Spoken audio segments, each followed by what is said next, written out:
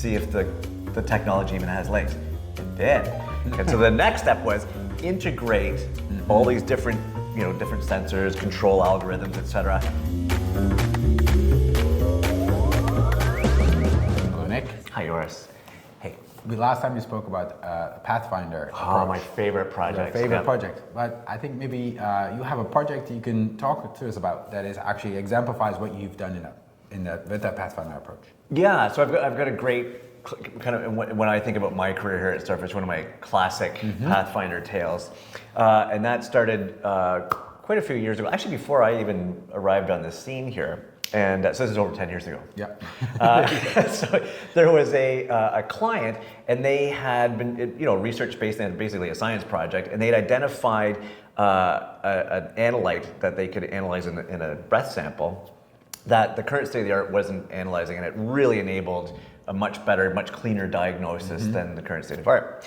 So they came to us to look at doing a Pathfinder project to come up with an embodiment on how to do this. So like I said, it was a spin-off of a research project, and they needed to raise some funds. So that Pathfinder project really did a deep dive. It issued a 200-page report, talked about target product profile, intellectual property, who's going to pay for the test. And the cool thing was physical embodiments, right? We got our human factors and industrial designers to do some what we call renders, right? Drawings in computer renders, they look like the real thing. And that went into an investor pitch deck, right? That was able to raise capital and put some funding into how to do this. Now, the Pathfinder project, that led into this concept generation, figuring out the path we were going to go down. And the next output was, okay, well, let's bring in all these different sensors and try a working prototype. Really crude. We have a couple of phantoms, see if the technology even has legs.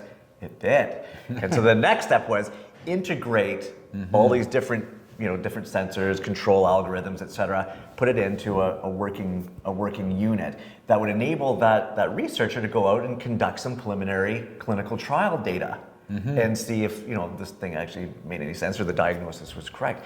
And it did.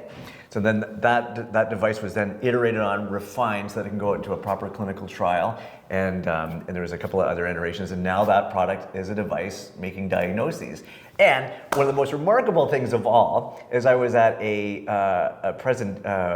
of these med device conferences, and we had that device on the table. And somebody came up to me and said that device had enabled them to now live a normal life without the disease. That's absolutely amazing. It's amazing, right? Like from an idea. And it started with a Pathfinder. It started with a Pathfinder. Absolutely, it's absolutely amazing, right? That's a great story. Yeah, super cool. All starts with the Pathfinder. Yeah, it all starts with a Pathfinder.